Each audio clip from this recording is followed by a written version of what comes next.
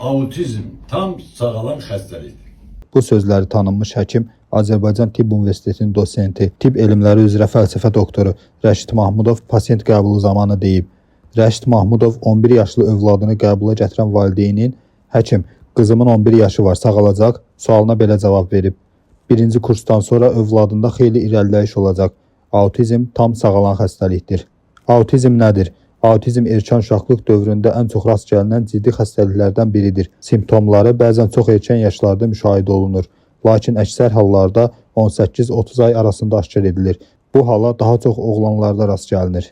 Bax, tamamlanmamış hüceyrədir bu. Bu axıra qədər getməlidir. Bu tamamlanması üçün də vaxt tələb edir, beyindir bu. Bura hüceyrəsi deyil ki, tikəsən, buraya yapışa bildirmək.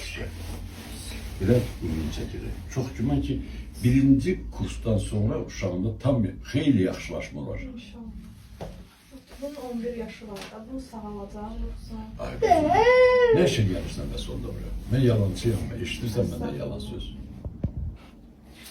Tam autizm, tam sağalan xəstəlikdir.